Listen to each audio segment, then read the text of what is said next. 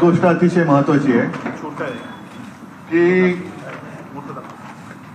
त्यांनी पक्षाचं नाव आणि चिन्ह जरी चोरलं किंवा चोरण्याचा प्रयत्न जरी केलेला असला आणि त्याला मी तर मगाशी माझ्या पदाधिकाऱ्यांनी सांगितलं की हा पूर्वनियोजित कट होता आणि आहे. पण आता आपण जे म्हणालात की त्यांनी शिवसेना नाव चोरलं तरी ठाकरे नाव नाही चोरू शकत. त्याच्यामुळे एका गोष्टीत तर मी नक्कीच भाग्यवान आहे की मी बाळासाहेबांच्या आणि माच्या पोटी जन्माला आलो. ते भाग्य काही त्यांना मिळालेलं नाही आणि ते भाग्य त्यांना दिल्लीवाले काही देऊ शकत नाहीत. कारण दिल्लीवाले किती जरी उठले मातले तरी ती माणसंच आहेत. प्रश्न एवढाच आहे जे मी काल माझ्या उत्तर भारतीयांच्या एका बैठकीत बोललो की आज ही परिस्थिती त्यांनी शिवसेनेवर लादण्याचा प्रयत्न केलाय. ही परिस्थिती उद्या देशातल्या कोणत्याही पक्षावरती ते आणू शकतात आणि आत्ताच जर का याचा मुकाबला केला गेला नाही तर कदाचित येत्या 2024च्या लोकसभेची जी निवडणूक आहे ती आपल्या देशातली शेवटची निवडणूक ठरू शकेल. कारण त्याच्यानंतर हुकुमशाहीचा नंदाना सुरू होऊ शकतो. हिंदुत्व नक्कीच आम्ही हिंदुत्व काय सोडलेलं नाही, सोडणार नाही. पण आमचं हिंदुत्व हे राष्ट्रीयत्व आहे. त्याच्यामुळे राष्ट्र प्रथम आणि हिंदुत्वाचा बोथा घालून राष्ट्र गिळायला जर कोणी निघाला असेल तर एक कडवट सच्च्या राष्ट्रवादी, आता राष्ट्रवादी म्हटल्यानंतर पुन्हा तुम्ही पवारांशी संबंध नका लावू, राष्ट्रीय हिंदू म्हणून जे या विचाराचे आहेत त्यांनी लढाईला उभं राहिलं पाहिजे. आज एक कार्टून मी तुम्हाला दाखवतोय मुद्दामून, मिड डे मध्ये छापून आलेलं आहे. आता असं म्हणतात की काही शब्द जे काही काम करू शकत नाहीत किंवा साधलं जात नाही काही असंख्य शब्दांनी ते एका कार्टून मध्ये साधलं जातं. तर हे मिड डे मध्ये छापून आलेलं कार्टून आहे. सामन्यात नाही, उद्या सामन्यात छापायला सांगितलेले मिड डेची परवानगी घेऊन. आणि त्याच्यात त्यांनी त्या कार्टून मध्ये असं दाखवलेलं आहे, घरफोडी झालेली आहे. इकडे भगवा झेंडा पण दाखवलाय त्यांनी. हे मी काढलेलं कार्टून नाहीये. आणि त्याच्यात तो पोलीस जो आहे तो त्या घर मालकाला सांगतो की he has 2/3 of your assets. That means it all belongs to him. म्हणजे घरफोडी केलेली आहे, दरोडा घातलेला आहे, दरोडा घालून जेवढं काही आपल्या खोक्यात घेता येईल तेवढं घेतलेलं आहे. आणि पोलीस त्याला सांगतात की याच्या सगळ्या खोक्यामध्ये सगळी तुझी 2/3 पेक्षा जास्त मालमत्ता याच्याकडे चोराकडे, त्याच्यामुळे सगळी उरलेली पण त्याचीच आहे. याला लोकशाही मानायची का? निवडणूक आयोगाने जो काही निकाल दिलेला आहे हा निकाल अत्यंत अयोग्य आहे. कारण घटनाक्रम जो घडलेला आहे त्या घटनेच्या क्रमाप्रमाणे निकाल अपेक्षित आहे. पहिली आम्ही 16 जणांच्या अपात्रतेची जी काही तक्रार केलेली आहे आणि त्याची सुनावणी उद्यापासून सर्वोच्च न्यायालयात सुरू होते आहे. मी मध्ये आपल्याला बोलून सांगितलं होतं की तो निकाल जोपर्यंत लागत नाही तोपर्यंत निवडणूक आयोगाने निकाल देऊ नये. ज्या पद्धतीने निवडणूक आयोगाने निकाल दिलेला आहे तो अयोग्य आहे आणि त्याला आम्ही आव्हान दिलेलंच आहे सर्वोच्च न्यायालयात. आमची विनंती आहे की उद्या त्याची सुनावणी व्हावी. आम्ही अशी प्रार्थना सर्वोच्च न्यायालयाला केलेली आहे. मुद्दा काय येतो की 2/3 हे कधी घडले? ते एका संख्येने गेलेत का? तर गेलेले नाहीत. 16 जण आधी गेलेत, त्यांची अपात्रतेची केस ती तिकडे दाखल आहे. त्याच्यानंतर मला वाटतं 23 जणांच्या अपात्रतेची आम्ही तक्रार केलेली आहे, ती केस चालू आहे. त्याची टोटल मारून जर 2/3 करणार असाल तरी सुद्धा घटनेमध्ये असं लिहिलेलं आहे की 2/3 ना कुठल्या तरी पक्षामध्ये विसर्जित व्हायलाच पाहिजे. ते विसर्जित झालेले नाहीत. त्याच्यामुळे ते घटनेच्या नुसार जे काही घटनातज्ञ माझ्याशी बोललेत त्यानुसार ते अपात्र ठरवले गेलेच पाहिजेत. अशी एक घटनेच्या मध्ये जी काही नमूद केलेली कलम आहे त्यानुसार जे लिहिले त्याप्रमाणे हे व्हायला पाहिजे. आता त्याच्या आधी निवडणूक आयोगाने ही घाई करण्याची काय गरज होती? मधल्या काळामध्ये ज्या पद्धतीने निवडणूक आयुक्त नेमले गेले की प्रशांत भूषणनी एक केस केलेली आहे आणि त्यातले एक वादग्रस्त आयुक्त या 3 आयुक्तांमधले एक आयुक्त आहेत. जर मी चुकत असेल तर मी माफी मागेन, पण जर मी बरोबर बोलत असेल तर हा प्रश्न सगळ्यांनी विचारला पाहिजे की ज्यांच्या नेमणुकीवरती प्रशांत भूषण यांनी केस दाखल केलेली आहे की घाईघाई त्यांची नेमणूक कशी काय केली? बरी नेमणूक झालेली आहे, निवड नाही. म्हणजे आपल्या लोकशाहीचं सर्वात मोठं एक दुर्दैव असं आहे की पक्षांतर्गत लोकशाही पाहिजे, पक्षांतर्गत निवडणुका पाहिजेत, देशात निवडणुका पाहिजेत. सगळ्या गोष्टी जर निवडणुकीने होत असतील आणि निवडणूक आयुक्त मात्र नेमणुकीने होत असेल तर मग लोकशाहीचा मूळ जो गाभा आहे तोच कुठेतरी धोक्यात येतोय.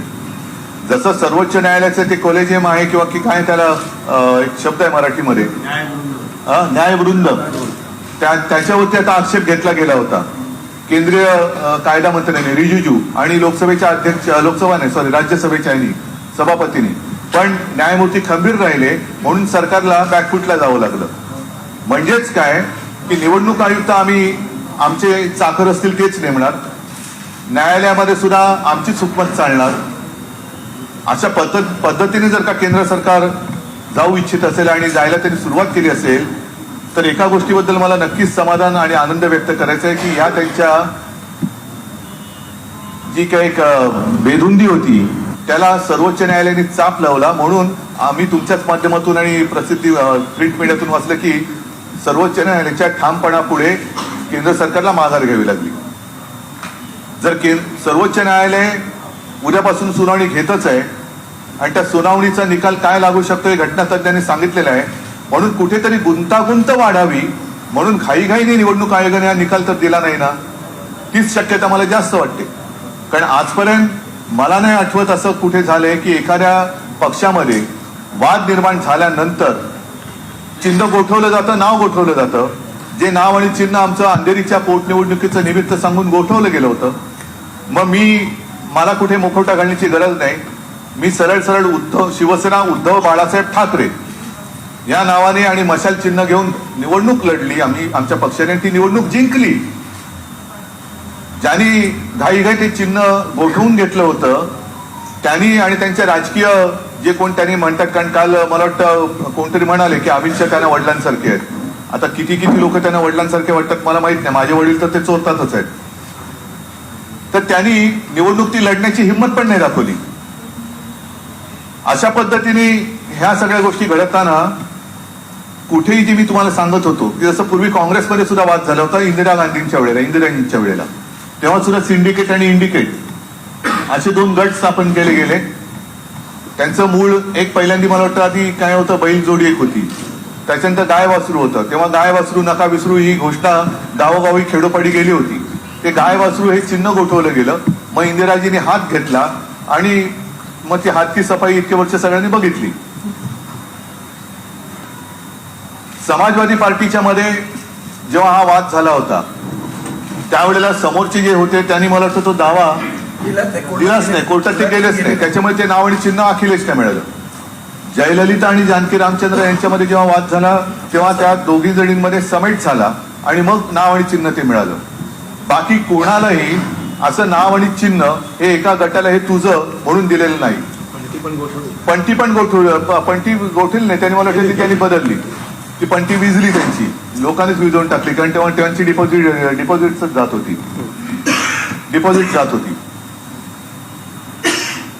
हा मुद्दा मी बोलवलं तेवढं तुम्ही मध्ये ती पंटी घुसवलीत.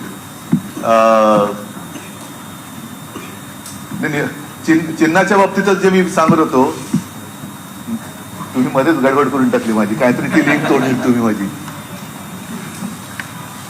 दुसरा पण हे काय सांगत होतो,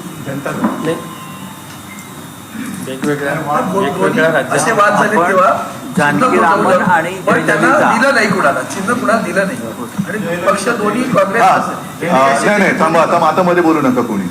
आता मधल्या काळामध्ये जेव्हा या वादाची सुरुवात झाली हे मी परवाच्या प्रेस कॉन्फरन्समध्ये सुद्धा बोललो की निवडणूक आयोगाने आम्हाला शपथपत्र सादर करायला सांगितले, प्रतिज्ञापत्र, मग सदस्य संख्या दाखवा.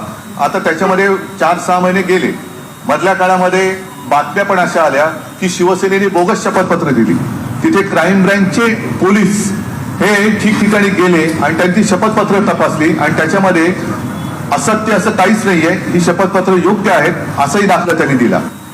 मी तर लोकांना, माझ्या पदाधिकाऱ्यांना घरी बोलून सांगितलं होतं की कागदाची लढाई आहे, कागदाची लढाई आपल्याला कागदाने लढावी लागणार. तुम्हाला पदाधिकाऱ्यांना शपथपत्र द्यावी लागतील. 100 रुपयाच्या स्टॅम्प पेपरवरती आपण ती शपथपत्र दाखल केली. त्यांनी सांगितलेल्या फॉर्मॅटमध्ये ती आम्ही दाखल केली. गठ्ठेच्या गठ्ठे तेव्हा पाऊस पण होता. त्या पावसामध्ये सुद्धा ट्रेननी आम्हाला तिकडे न्यावे लागले. हे गठ्ठे तिकडे आम्ही जे काही नेऊन दिले ते परत सांगतो, आम्ही आमच्या घरी रद्दी वाढली आणि रद्दीला काय भाव मिळत नाही म्हणून निवडणूक आयोगाकडे नेऊन द्या म्हणून दिलेलं नाही. तर निवडणूक आयोगाने आम्हाला सांगितलं होतं की तुम्हाला तुमच्या पदाधिकाऱ्यांची प्रतिज्ञापत्र आणि सदस्य संख्या ही दाखवावी लागेल. त्यानुसार आम्ही दाखवली. आता एवढ्या लाखोनी आम्ही सगळा हा उपद्व्याप केल्यानंतर अचानक जर का आता निवडणूक आयोग असं म्हणायला लागला की ते काय चालणार नाही, तुमचे जे निवडून आलेले होते त्यांच्या संख्येनुसार हे पक्ष कोणाचा ठरवला जाईल, ठीक आहे, हरकत नाही. पण ते पात्र आहेत का अपात्र याचा फैसला आधी व्हायला पाहिजे. आणि जर का तुम्हाला हाच निकष लावायचा होता तर आम्हाला एवढी मेहनत करायला का लावली? का माझ्या शिवसैनिकांना पदरमोड करायला सांगितली? का 100 रुपयाच्या स्टॅम्प पेपरवरती तुम्ही आमची प्रतिज्ञापत्र घेतली? जो काही एक त्यांनी सांगितलं की आणि आमची जी काही कार्यकारिणीची सभा झाली होती, प्रतिनिधी सभा, तिचा तपशील दिलेला नाही, ती आम्ही सीडी सुद्धा दिलेली आहे. आता त्याच्यात त्यांचं म्हणणं की कव्हरिंग लेटर मध्ये ते लिहिलेलं नाहीये. मग कपिल सिब्बलने सांगितलं की तुमच्याकडे जे काही विषय येतात त्याचं गांभीर्य तुम्हाला कळत नाही का, की केवळ तुम्ही कव्हरिंग लेटर वाचून तुमचा निकाल देता, त्याच्या आत पाकिटात काय आहे बघता की नाही? पाकिटामध्ये आम्ही ते दिलेलं आहे आणि ते मला वाटतं क्लिप अरविंद तुम्ही व्हायरल सुद्धा केली. तर हा सगळा विषय बघितल्यानंतर निवडणूक आयोग आत्ताचा जो आहे तो बरखास्त झाला पाहिजे, केला पाहिजे आणि निवडणुकीच्या प्रक्रियेने निवडणूक आयुक्त नेमले गेले पाहिजेत, ही माझी शिवसेनेची मागणी आहे. कारण हा निकाल मी मानायला तयार नाही. हा सरळ सरळ अन्याय आहे. आणि काल परवाकडे अमित शहा येऊन गेले आणि त्यांनी सांगितलं की शिवसेना आणि भाजप युती, ती ही युती नाही, हे चोरलेलं धनुष्यबाण आहे, चोरलेलं धनुष्यबाण आहे. आणि मी तर आव्हान दिलेलं आहे की हे शिवधनुष्य आहे, जे रावणाला नाही पेललं ते मिंद्यांना काय पेलणार आहे? मिंद्यांना तर पेलणंच शक्य नाहीये. पण त्याच्या मागे जो शिवसेना संपवण्याचा कट आहे, म्हणजे आज शिवसेना नाव आणि चिन्ह हे त्यांना देण्याचा प्रयत्न झालेला आहे. उद्या त्यांच्या ज्या केसेसमुळे ते तिकडे गेले त्या केसेस कडून यांना संपवलं तर शिवसेना संपली. असं जर का दिल्ली शहरांचा डाव असेल तर हा एवढा काही सोपा नाहीये. आणि म्हणून मला असं वाटतं की एक शेवटची आशा सर्वोच्च न्यायालयाकडनं आम्हाला आहे. आम्ही निवडणूक आयोगाच्या विरुद्ध, कालच्या निकालाच्या विरुद्ध सर्वोच्च न्यायालयात गेलेलो आहोत. उद्या त्याची सुनावणी घ्यावी म्हणून सर्वोच्च न्यायालयाकडे प्रार्थना सुद्धा केलेली आहे. आणि आम्हाला खात्री आहे की त्यावेळेला दूध का दूध आणि पाणी का पाणी काय असतं ते झाल्याशिवाय राहणार नाही. ठीक आहे, हे एवढं मला म्हणून सांगायचं होतं. या पलीकडे तुम्हाला काही विचारायचं असेल विचारा.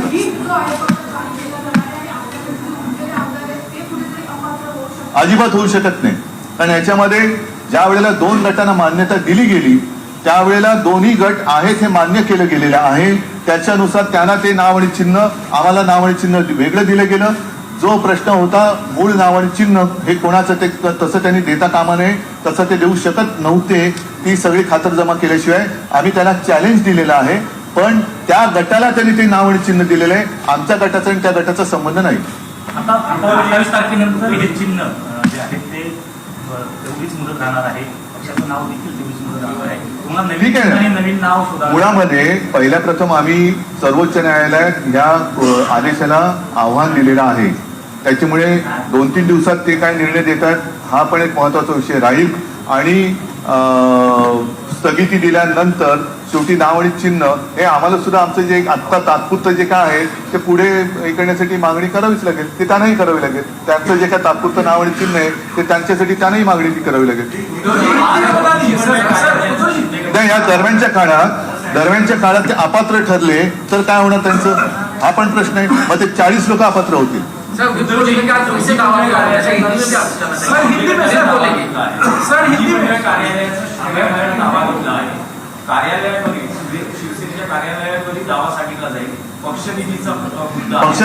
निधीचा जो दावा आहे ना तो ठरवण्याचा अधिकार निवडणूक आयोगाला नाही. निवडणूक आयोगावरती केस केली जाईल, खटला भरला जाईल. कारण कोणाच्याही निधीवरती दरोडा घालण्याचा अधिकार निवडणूक आयोगाला नाही. निवडणूक आयोगाला फक्त आणि फक्त निवडणुकीसाठी चिन्ह आणि पक्षाचं नाव ठरवण्याचा अधिकार आहे. त्या व्यतिरिक्त निवडणूक आयोगाला अधिकार नाही. निवडणुका देशात घेणं हा अधिकार त्यांचा आहे. पक्षांतर्गत लोकशाही जिवंत आहे की नाही हे बघण्याचा अधिकार आहे. पण हे तुझं निवडणूक आयोग म्हणजे काही सुलतान नाहीये. मला शरद पवारांचा तर आलाच होता, ममता बॅनर्जींचा आला होता. नितीश कुमार माझ्याशी बोलतात की जरा माझी चुकामुक झाली. अनेकांचे फोन येत आहेत, मी त्यांच्याशी बोलतोय आणि मला असं वाटतं की हे जे प्रकरण आहे हे प्रकरण आता देशभर पेटेल.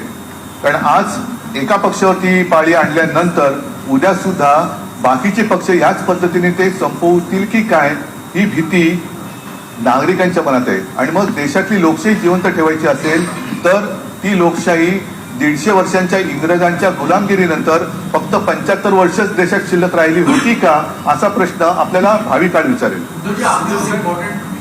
चुनाव आयोग को बर्खास्त कर देना चाहिए, चुनाव आयोग की नियुक्ति नहीं होनी चाहिए, उसमें भी चुनाव होना चाहिए. अगर चुनाव आयोग जिसको कहा जाता है वो ही अगर उसकी नियुक्ति की जाए तो चुनाव आयोग का है. इसलिए मैं कहता हूं कि वो बर्खास्त करना चाहिए. हमारा विश्वास बिल्कुल नहीं है. पहले इसके पहले भी ईवीएम वगैरह सारी चीजों पर हमने हमारी आशंका जताई थी, आज भी सारे लोग जता रहे हैं और मैं तो मानता हूं कि इसको तुरंत बर्खास्त करना चाहिए और जो भी सुनवाई है सुप्रीम कोर्ट में होनी चाहिए. तो हिंदी में बात कर रहा हूँ ना, करने दो. बड़ा बयान दिया है, उन्होंने कहा है कि पिछली बार हम लोगों ने 42 सीटें जीती थी, अब हमारा टारगेट 48 सीटें जीतने का. पूरे देश में मेरी शुभकामनाएं उनको. वो अमित शाह जी ने कहा 48 सीट तो पूरे देश में है, 48 सीट भी उनकी आई तो मेरी शुभकामनाएं उनको. ये देखो जो देश की जनता है ना वो एकदम निस्वार्थीपणाने आणि प्रामाणिकपणाने बघत असते. याच्यामध्ये जर का असे लोकशाहीचं वस्त्रहरण करणारी लोक पुढे येत असतील तर लोक मला नाही वाटत त्यांना थांबेल. कोणी भगतसिंग कोश्यारी आता देहरादूनला जाऊन त्याला मन आहे, त्यांचं म्हणणं आहे की उद्धव ठाकरे हे खूप सज्जन व्यक्ती आहे, संत आहे. अरे वो तो संत आहे.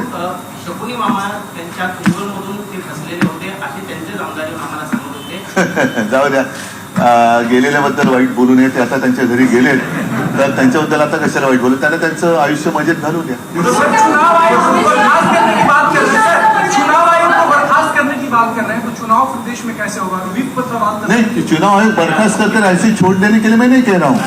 चुनाव आयोग के भी चुनाव होने चाहिए. जैसे एक न्यायवृंद की हमने बात की, जिस तरीके से सुप्रीम कोर्ट के जज नियुक्त किए जाते हैं उसी तरीके से कुछ एक यंत्रणा होनी चाहिए.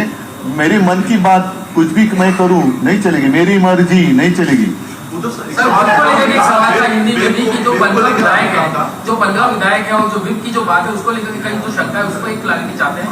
उनका दावा है कि विप लागू होगा. बिल्कुल नहीं होगा, बिल्कुल नहीं होगा. क्योंकि जब से विवाद शुरू हुआ तब चुनाव आयोग ने 2 गुट को मान्यता दी. 2 गुट को अलग अलग नाम दिए गए, अलग अलग चिन्ह दिए गए. और हालांकि जो मैं बात कह रहा हूं कि ऐसे आज तक कभी हुआ नहीं कि जो मूल चिन्ह और जो नाम रहता है वो किसी एक गुट को दिया नहीं गया. जब कांग्रेस में विवाद हुआ था इंदिरा जी के समय पर, उस वक्त भी दोनों गुट को अलग अलग नाम दिए गए थे, अलग अलग चिन्ह दिए गए थे. हमारी अपेक्षा यही थी कि जो चिन्ह हमें दिया है उनको जो चिन्ह दिया है, जब तक सुप्रीम कोर्ट में फैसला नहीं होता है तब तक चुनाव आयोग अपना निर्णय ना सुनाए. लेकिन अब 2 गुट को उन्होंने मान्यता दी है. हमारा गुट अलग है, उनका अलग है.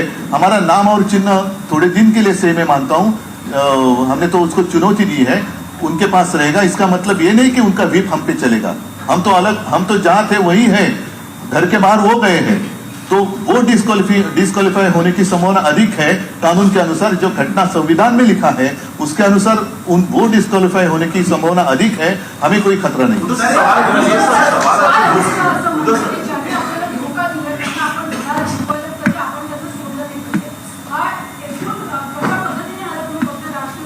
हे त्यांच्या मनातले जो काही डाकूपणा आहे तो समोर आलेला आहे. कारण दगा त्यांनी दिलेला आहे, मी नाही. मला त्यांनी ढकललेलं आहे. 2014 युती मी नव्हती तोडली, 2014 युती त्यांनी तोडली होती. 2019 सुद्धा 2.5 वर्षाचं एक आमच्यात जो करार झाला, जी मी खुलेआम शपथ घेतली, माझ्या आई वडिलांची शपथ घेतली, त्यानुसार जर झालं असतं तर आज हे सन्मानाने झालं असतं. दगा त्यांनी दिलाय, मी नाही. आणि त्याच्यामुळे ते जे बोलले ज्यांना दगा दिले त्यांना धडा शिकवायचं हे बरोबर आहे. ज्यांनी दगा दिले त्यांना लोक धडा शिकवतील. उसे लेकर के कहीं ना कहीं सवाल वो किसके पास रहेगा? शिवसेना शाखा मुंबई में हो या पूरे महाराष्ट्र में हो, उसे लेकर के पहले कल हमने जो चुनौती दी है इलेक्शन कमीशन के निर्णय पर, वो देखना महत्वपूर्ण रहेगा। और इसके ऊपर जैसे मैंने कहा कि चुनाव आयोग जो है वो सिर्फ और सिर्फ इलेक्शन सिंबल के लिए ही उनका अधिकार सीमित है, बाकी प्रॉपर्टी हो या फंड हो उसके ऊपर उनका अधिकार नहीं। अगर वो कोशिश करेंगे तो उनको केस की जाएगी चुनाव आयोग पर।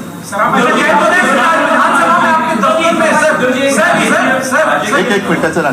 एक राजकीय विश्लेषण असं केलं जातं की 2019 मध्ये तुम्ही मोदी शहाशी राजकीय शत्रुत्व घेतलं, काँग्रेस एनसीपी बरोबर गेला, महाविकास आघाडीचे मुख्यमंत्री झाला, त्याची मोठी राजकीय किंमत तुम्हाला मोजावी लागली। हे तुम्हाला वाटत असेल, पण कदाचित उद्याचा जो काय काळ आहे त्याच्यामध्ये यांचे चेहरे तर कळले, मुखवटे तर कळले। ज्यांना 25-30 वर्ष आम्ही आपलं म्हणून जपलं, अगदी मोदी आणि शहाना सुद्धा ज्या शिवसेना प्रमुखांनी वाचवलं, त्यांची नियत ती लोकांना कळावी, त्याच्यासाठी तरी घडलं असेल की हे काय आहे, खरं हिंदुत्व काय आहे हे लोकांना कळलं पाहिजे, म्हणूनच कदाचित त्या घटना घडल्या असतील।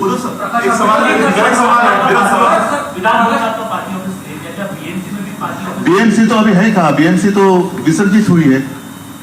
और बीएमसी हो या विधानसभा हो, विधानसभा में ठीक है थोड़े दिन के लिए मान सकता हूं जब तक वो निकाल नहीं आता, लेकिन बीएमसी में आज कोई पार्षद है ही नहीं, तो किस आधार पर आप चुनाव के लिए पार्टी के लिए ऑफिस देंगे? संख्या पर दिए जाते हैं ना, संख्या पर दिए जाते हैं, तो आज पार्षद ही नहीं है, तो बीएमसी का ऑफिस क्यों दिया जाए उनको? अगर वो भी देंगे तो गुनाह होगा वो, क्योंकि क्या आधार क्या है इनके पास? भले वो कहते हैं कि आज ठीक है, मैं मानता हूं कि कुछ विधायक और हमारे सांसद उनके पास है, लेकिन आज के वो सांसद और विधायक है, कारपोरेटर्स कहाँ हैं? तो उनके बाथरूम के आसपास उनको जगह अगर देते हैं ठीक है, क्योंकि उनके पास पार्षद नहीं है, पार्षद ही नहीं है, इसलिए तो ऑफिस सील किए गए हैं, तो सील इनके लिए खोलेंगे वो। एक सवाल मेरे सवाल दो के बीच में, पहला सवाल ये है कि जो हुआ है हाल में चुनाव आयोग का, आप मानते हैं क्या इसको मान लिया जाए कि इमरजेंसी लग गई? आप 2024 के बाद या जो भी होगा, जो भी रिजल्ट आएगा, तब आप मानेंगे कि इमरजेंसी के हालात है? पहला सवाल। देखो मुझे अभी पता नहीं, क्योंकि मैं पता नहीं बोल रहा हूँ किस बारे में बता रहा हूँ आपको, क्योंकि मैं अभी पिछले 1-2 घंटे से आपने देखा जब से आया हूँ यहीं पे हूँ, लेकिन मुझे खबर मिली है और आपके माध्यम से शायद दिखाई गई हो, तो आप कंफर्म करिए कि छत्तीसगढ़ में कुछ ईडी वगैरह की रेड हुई है, उनके मुख्यमंत्री के निवास स्थान पर भी हुई है। तो ये कौन सा प्रजातंत्र है? ये कौन सा प्रजातंत्र है? अच्छा, वैसे अगर देखा जाए तो यूएस में उनके प्रेसिडेंट के ऊपर भी रेड पड़ी थी। तो इतनी डेमोक्रेसी क्या आपको मंजूर है? अगर डेमोक्रेसी आप मानते हैं और इसमें डेमोक्रेसी का हिस्सा मानते हैं, तो फिर यूएस की डेमोक्रेसी आपको मंजूर है क्या? और नहीं है तो फिर इसको तानाशाही कहना चाहिए क्या?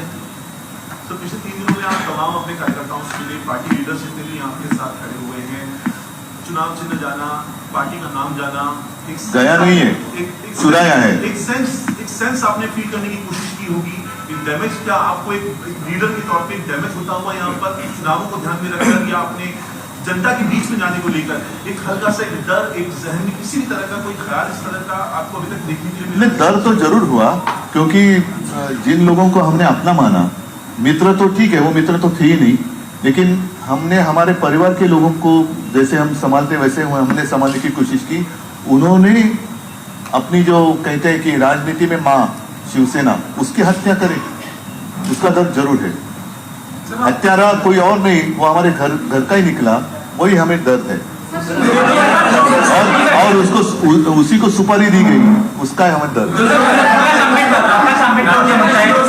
जर संवाद साधला महाविकास आघाडी सोबत जाणार असेल तर आम्ही पुन्हा एकदा एकनाथ शिंदेची भूमिका घेऊ। ठीक आहे, त्यांच्याशी बोलेन ना मी। हा, या सगळ्या घटना घडत असताना राज्यातल्या शिवसैनिकांची संवाद साधण्यासाठी काही दौरा किंवा काही जरूर तुमच्या माहितीसाठी सांगतो, मगाशी सगळे माझे राज्यातले पदाधिकारी आले होते आणि त्यांच्यासमोर पहिले आमच्या ज्या काही टीम्स आहेत त्या टीम्स आता 25 तारखेपासून राज्यात पूर्ण गावोगावी जातील, शिवसैनिकांशी संवाद साधतील। माझ्या सुद्धा सभा आता पहिली 5 तारखेची सभा जाहीर होईल, त्याच्यानंतरची सभा जाहीर होतील आणि मी सुद्धा फिरणार आहे, राज्यामध्ये सभा घेणार आहे। आणि साहजिकच आहे, ज्या लोकांना हे पटलेलं नाहीये असे असंख्य लोक ज्यांचा शिवसेनेशी संबंध नाही, त्यांचे ते फोन करून सांगतायत। विशेष म्हणजे मराठी लोक याच्यामध्ये आहेत, त्याच्यामध्ये काही मुस्लिम लोक आहेत, त्याच्यात काही ख्रिश्चन लोक आहेत. हे सगळे लोक आज जे काही घडतंय हे आम्हाला मान्य नाही आणि आम्ही तुमच्या सोबत आहोत असं मला येऊन भेटून किंवा फोनवरती मेसेज करून सांगतात. तर त्या सगळ्यांना मी संपर्कात मी त्यांच्या आहे आणि प्रत्यक्ष सुद्धा बाहेर पडणार. सामान्य शिवसैनिकांच्या भावना दुखावल्यात, मात्र ते आक्रमक आहे, पण आपण कुठेतरी त्यांना थांबवत आहेत, त्यामुळे ते शांत आहेत असं देखील बोललं जात आहे. त्यांचा प्रयत्न हाच आहे की देशात अराजक आणायचा, शांततेने चाललेला हा जो काही देश आहे त्याच्यामध्ये एकमेकाला लढवत ठेवायचं आणि आपली पोळी भाजायची, हा ज्यांचा प्रयत्न आहे तो प्रयत्न मला साध्य होऊ द्यायचा नाही.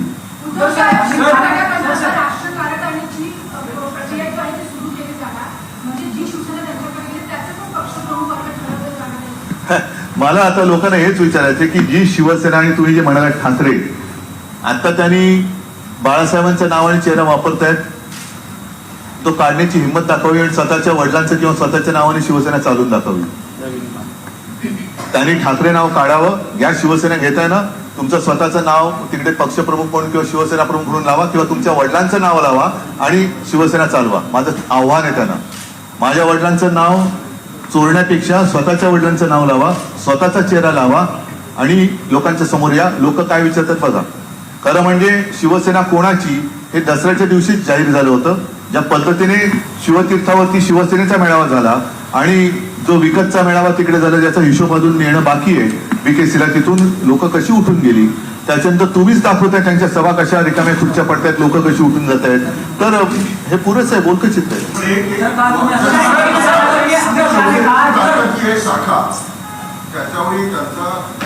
शाखा म्हणजे ऐका एक मिनिट ती एक कुठल्या तरी यांची विकासकाची जाहिरात होती. घर म्हणजे केवळ 4 भिंती नाही, तसंच आहे ते. केवळ मुंबई नाही, महाराष्ट्र नाही तर संपूर्ण देश वाचवायचा.